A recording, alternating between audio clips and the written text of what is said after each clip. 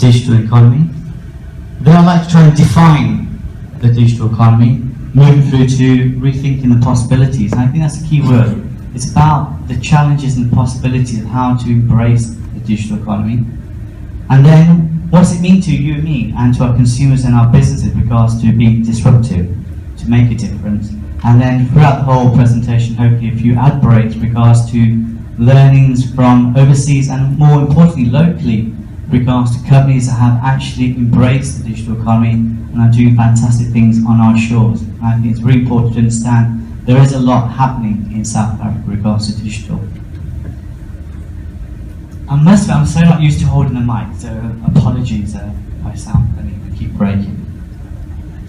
So I thought I'd start the first subject is about where have we come from. And one thing we do in marketing, we're very good at labelling anything and everything, just to make our jobs easy, because we struggle sometimes. So if we actually put a label to something, it means that we can market better. So one thing that's very important about the digital economy is, right now we call the generations, the generation X, Y, and Z. And if you don't know anything about the generation X, Y, and Z, then hopefully this introduction should help you. So as you all kindly did a quick introduction in regards to who you all are, I thought I'd talk about me, because it's nicely early in the morning. My kids were still asleep when I left, so I thought it was a good opportunity for me to talk about me. It's good to be a me here. So about me. Basically, I worked for 20 years in South Africa, in UK, London. I've been very fortunate to work for the largest network agencies in the world, from Ogilvy to Saatchi's to TBWA. And through that experience, I've actually been fortunate to work with the biggest brands in the world. And why today is so important to me is that marketing is a tool that we use to how to communicate.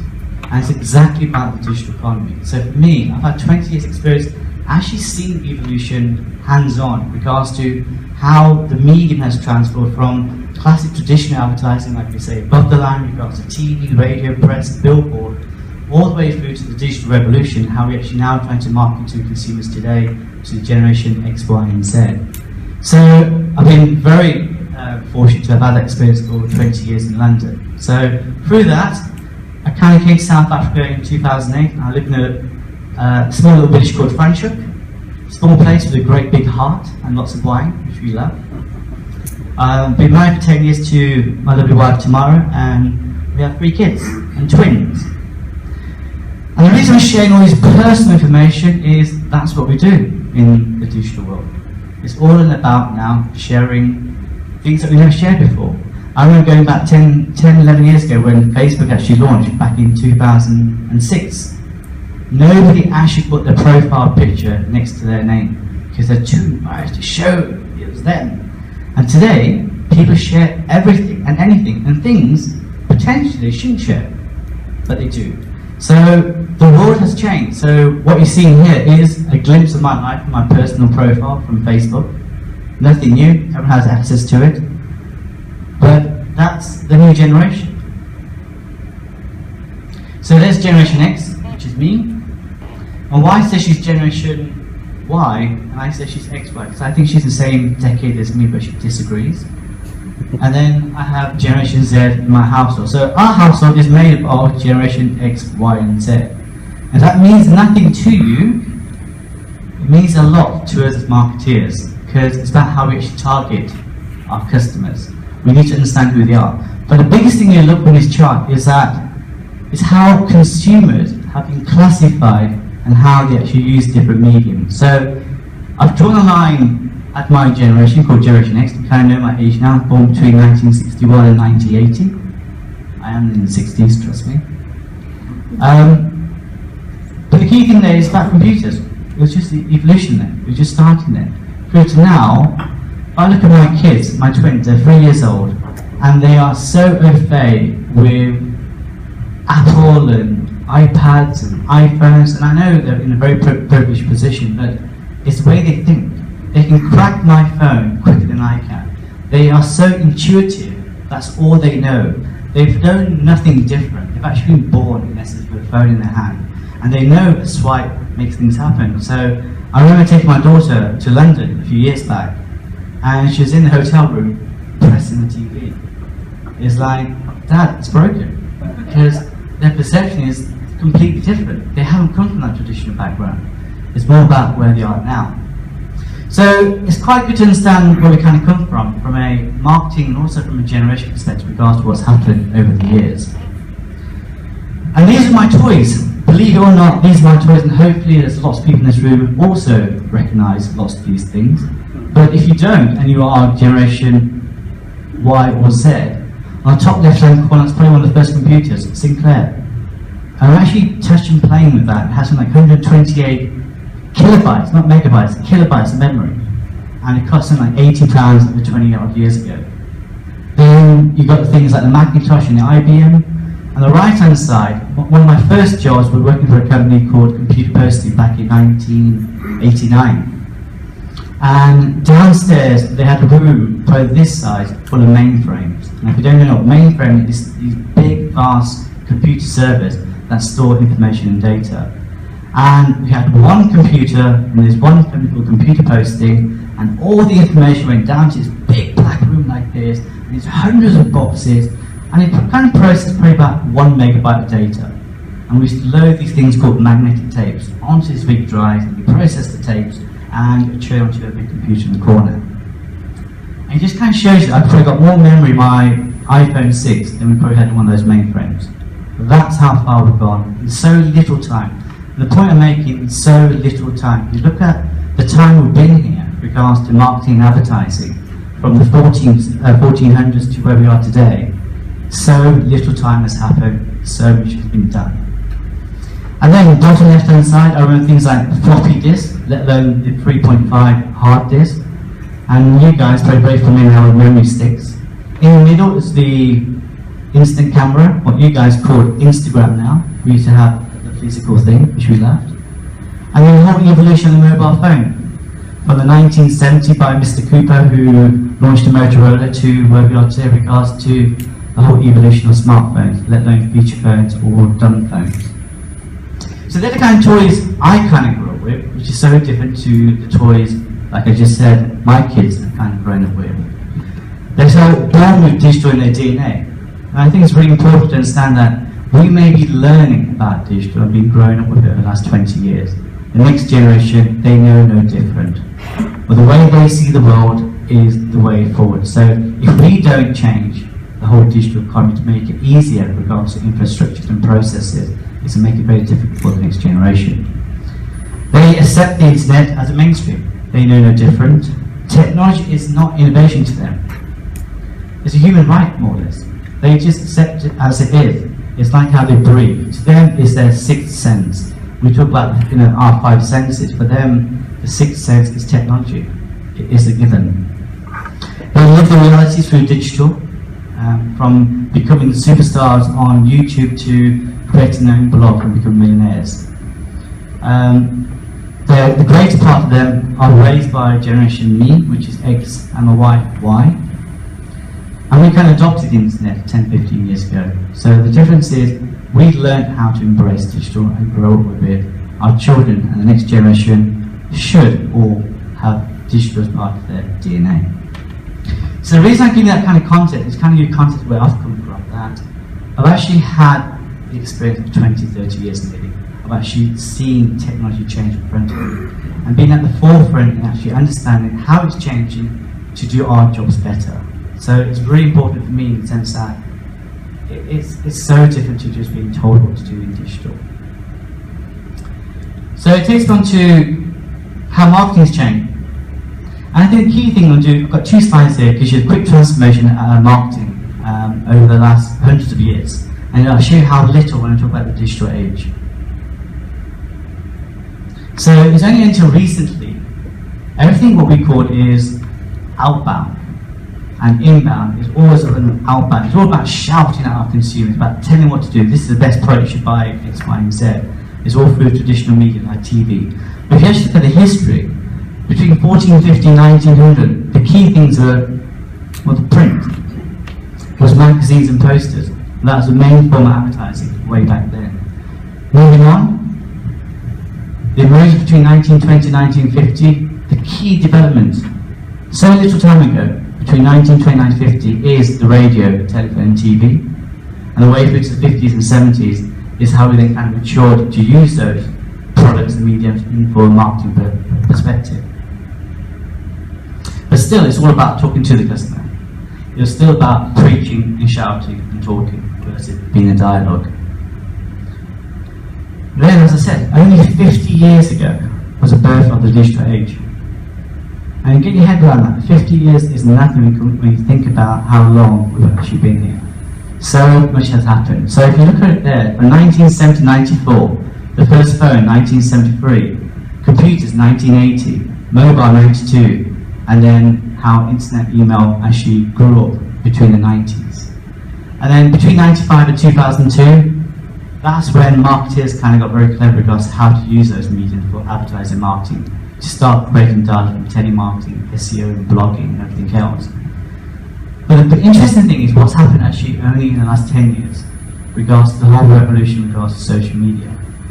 If you think about the amount of people who are connected in the world using social media. So think, 2003, 2004, 3 key players, now only 2 because one's gone, but LinkedIn and Facebook. MySpace was probably the first one before Facebook, and unfortunately it closed down. And Twitter, 2006, that's less than 10 years ago. And now we've got Pinterest and Instagram and more around the corner. It's just popping up everywhere. But what I'm trying to do here is just show you that how far we've actually come in so little time. The difference here now has actually become a dialogue. It's no longer about just pushing messaging to our consumers and to about our products. It's actually about having dialogue with our consumers and putting them at the heart of what we're trying to actually do and sell. And here's a quick video with regards to the connected world. More powerful and relevant than ever before. In a digital world, it is indispensable. It fuels our conversations. It gives us something to talk, tweet, post, and blog about. It's what connects us. In a world with 1 billion online connections, what are the connections that really matter? To create valuable, sustainable relationships, seduce them with memorable experiences. We're not in the business of selling things to people. We're in the business of treating our customers like special guests, tending to their needs, and making sure they're comfortable and content. The experience is what connects us. Once you've had the best, it's hard to settle for anything less. We are all on a journey, a personal journey, a journey with our co-workers, and a journey with our customers.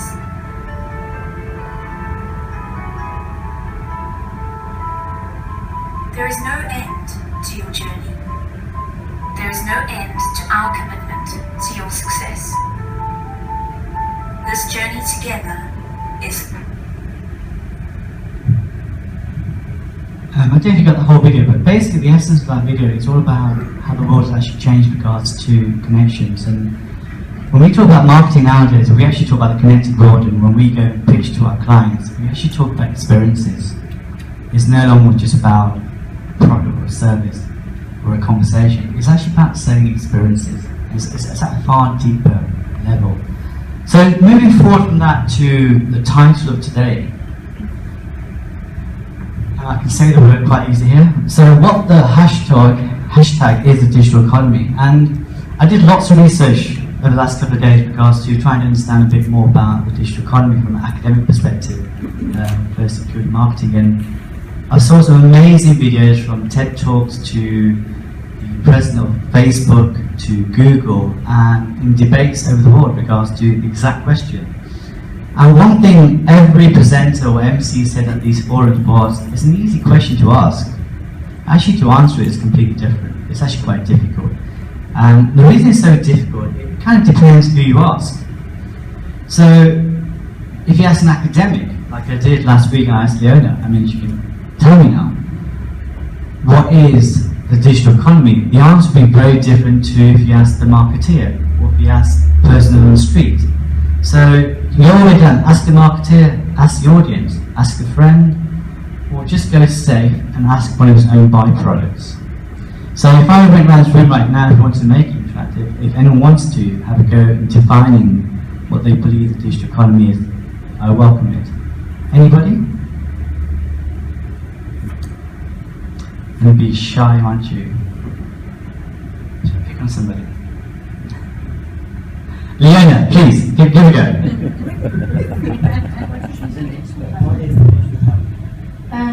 The academic answer is utilizing internet or digital devices in your work, business, your daily performance.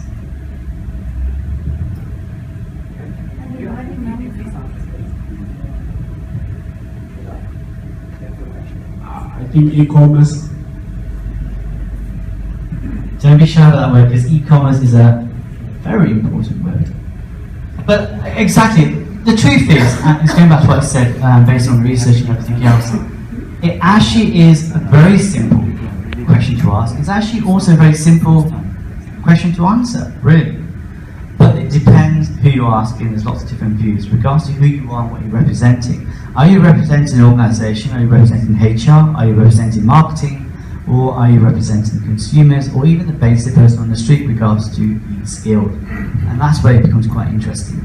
So I went to my best friend, called Wikipedia, and they know everything, and their answers are always right, because we believe it. And that's the truth. Wikipedia is not 100% right all the time. But it is a place that most people go. So I went there, and I started my research by typing in, what is the digital economy? The first thing that came up was about the term. The term, the digital economy, was coined by a chap called Don Tapscott. I don't know if you all know him or heard about him. If you haven't, I actually recommend you go and see some of his videos, especially on TED Talk. He was a visionary from over 20 years ago, with the release of his first book. And he talked about the digital economy over 20 years ago. He's actually just released updated version of that book from 1995, actually just this year. But he was actually spot on about literally everything that went on in the digital economy, bar one thing, which was mobility and mobile. So it kind of shows how much he preempted based on the web and the internet. At that time, there was no mobile in essence. So one thing he did not predict was mobility of people. At that time, the telephone had a wire attached to it. No one actually thought about the future with regards to mobiles being mobile and being hands-free. And that's different when you look at the generations from generation X, Y, and Z. Our kids know no different. Communication through Wi-Fi is a given. So then I went on to actually looking at defining what the digital economy is. And in simple terms, in less than 140 characters, it could even be a tweet. An economy that is based on digital computing technologies. Again, the word digital is going to always be there. Computing and technologies. And this is when it gets even more interesting, because again, depending who you ask, you have different terminologies and different words. Some people call it the internet economy, the new economy, or the web economy. Again, all relating to technology or computing. A more descriptive view, according to Mesenberg in 2001, he says there's like 3 key components to the digital economy. And so here's one of your words here. Key, supporting infrastructure. Without the basics regards to an infrastructure to actually support the digital economy, you don't actually have a digital economy. And this is talking about the physical sides regards to hardware, all the way through to software, telecoms and networks. So if you take South Africa or even Africa as a continent, the reason we've been so behind in regards to the digital revolution or the digital economy is regards to we've kind of been battling, in essence, regards to the infrastructure, regards to the affordability, the accessibility of the networks in South Africa. And one thing I've seen, and we've all seen and experienced, is that how much actually we have come forward since 5 years ago with regards to the networks in South Africa. We have actually 4G now. We have fibre optics. 5 years ago we didn't. So there's a lot of advancement happening there, but it's fundamental. A key component of the economy is about the infrastructure. Then Then it goes on to talk about e-business, how business is conducted only process that and organized conducts over computer-orientated networks. Absolutely. Again, it's talking about technology and businesses. And the third component is about e-commerce, the transfer of goods electronically online. Great example, Amazon, eBay, and how they actually do work. So when you mentioned e-commerce, you're spot on. And the truth is there's no right or wrong answer in what we're talking about, because we're still trying to describe what's actually happening. So here's like a quick tag class. So when I typed in and did loads of searching, I try and work out what the keywords and all these different definitions, and absolutely, one word always is technology, computing, networks, infrastructure, www, the web, the internet, the process. One thing I was quite surprised about, hardly anyone talked about, was the people. Because behind the whole digital economy, you need to have the digital skills, which then goes back to the faculty with regards to research they did last year, with regards to the digital readiness of South Africa and Africa. So for me, you can't have one without the other. Yes, we can have the infrastructure, and yes, we can have the system, but if we don't have the people actually understand it, then we're kind of still on the starting block, and that's the key challenge we all have with regards to moving forward. So here's a quick example regards to, I said I'll do quick ad breaks for us to give you a break in my voice. Stay clinical. Hopefully this is an example regards to how a local brand embraced the digital economy regards to making its system and its process a lot more efficient and effective. Worldwide movie attendance in cinemas have declined due to some fierce competition. With everything from TV series, PVR systems and computer games, not to mention bigger, better screens and sound systems to watch movies on the home, Ster-Kinekor is South Africa's leading cinema franchise with over 400 screens and 63,000 seats, but these seats need filling.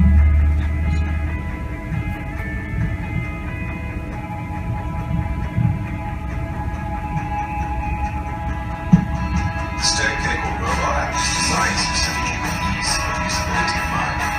First launched on Nokia's Symbian platform for maximum market penetration. It was soon followed by Android, iPhone, and other platform versions. We held nothing back. The new apps are technology powerhouses, integrating features that South Africans had never seen before. In fact, the world first for BlackBerry users was the specific seat booking function. From there, our user can make a secure payment, the ticket is printed, and they swipe their credit card at a self-help machine at the cinema. The mobile app lets them also watch trailers, read movie news, and share their finds with friends via Facebook or Twitter. Worldwide, the Ster-Kinekor app is one of the top downloaded BlackBerry apps and has over 500,000 downloads so far. The Ster-Kinekor mobile app has made consumers across South Africa think twice about what they're doing for entertainment tonight.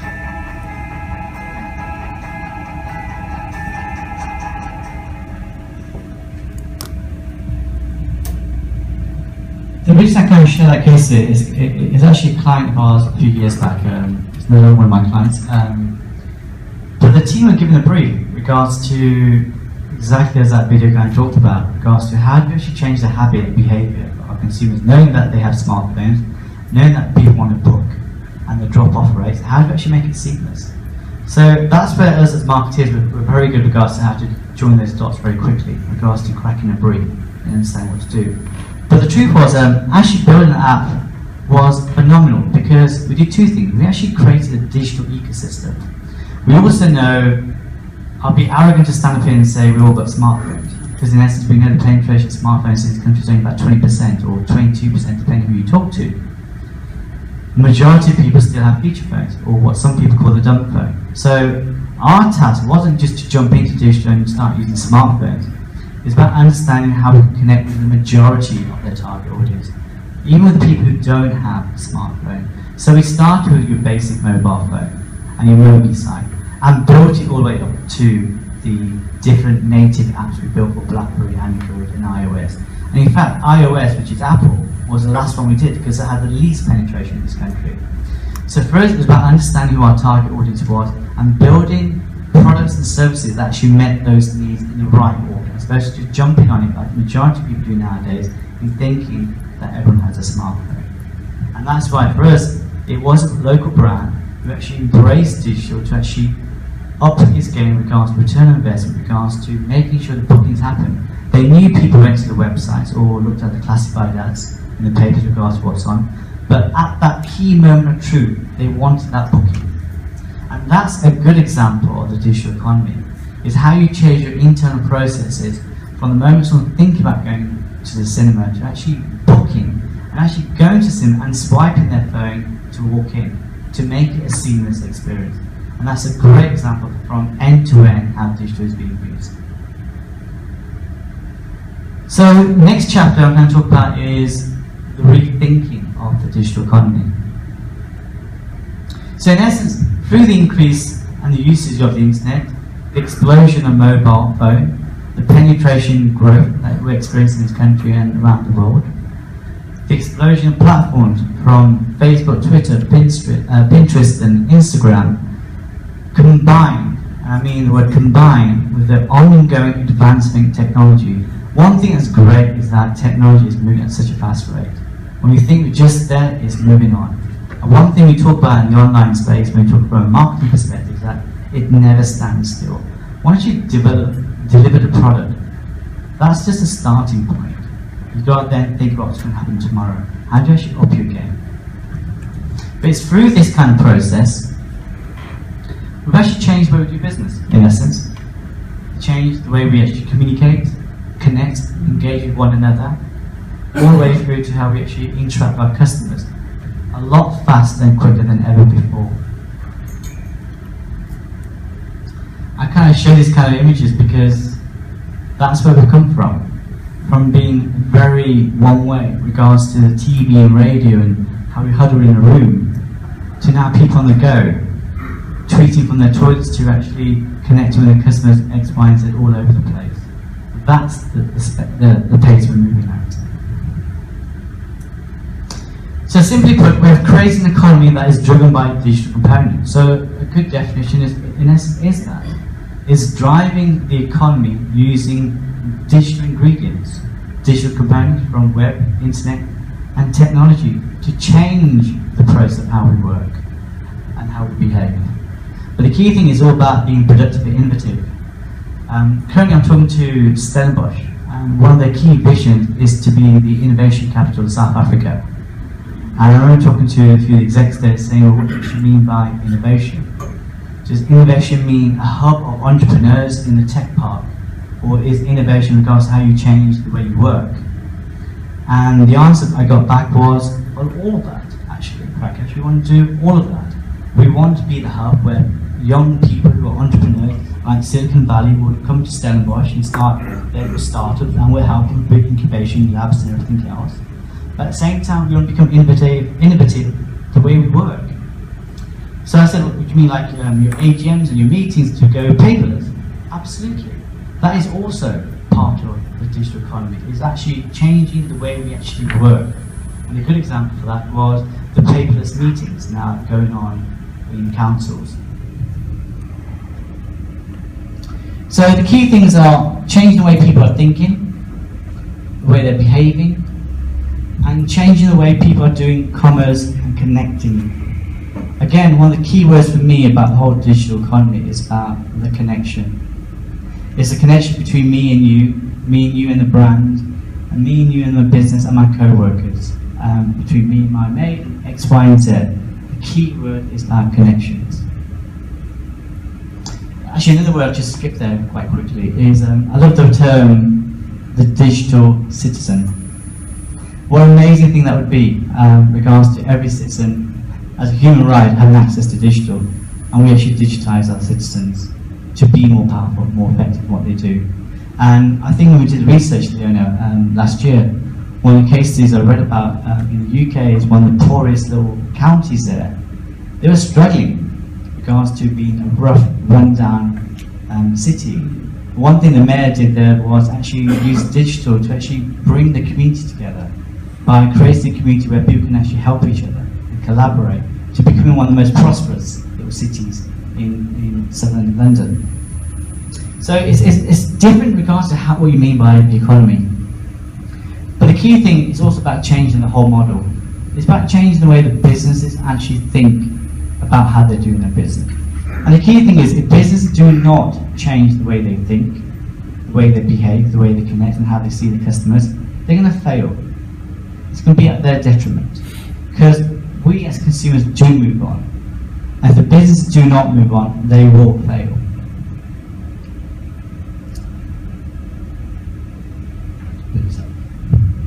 The last one here is to think about the way we compete.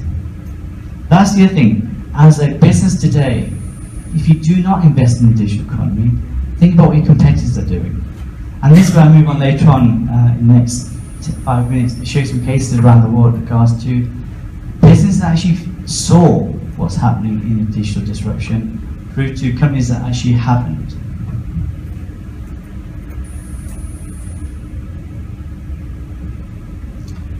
Show a quick video here.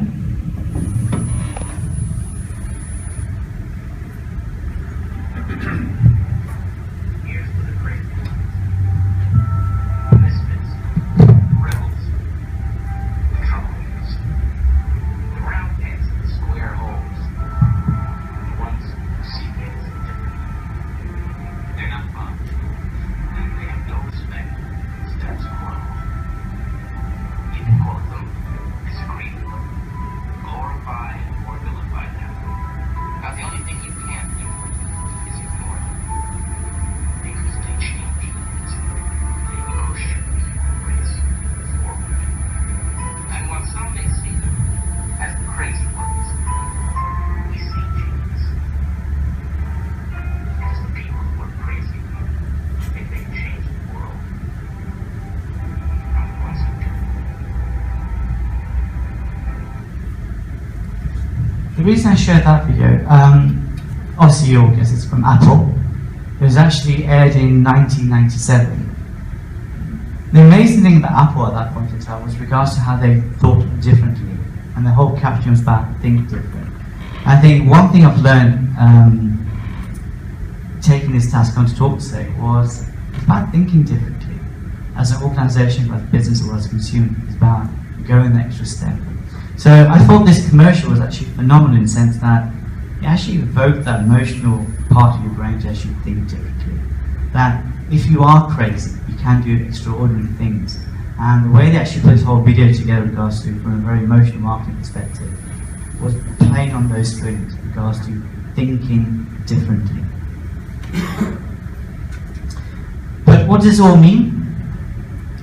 One kind of word we kind of talk about from a, again, marketing perspective is disruption. It's how the whole digital evolution, revolution has actually disrupted our traditional model. And what we do as marketers, we kind of, what's happening? And when I first came in 2008, the biggest disruption was the digital agencies in the economy.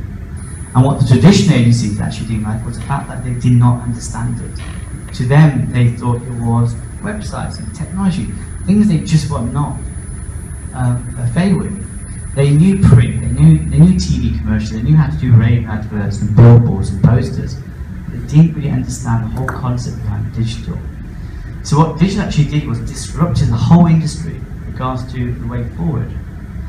And the agency had two choices. They either embraced it or they ignored it. And the ones who ignored it, I can tell you for a fact that the last 5 years have lost huge market shares in South Africa and Africa. And the ones who embraced it are at the forefront in regards to the innovation of how to use marketing with digital at the heart of what we do. And the majority of these agencies now have digital as a central hub, not as a standalone medium or as an afterthought, but as a center point in regards to how to connect and glue all the traditional mediums with the new medium.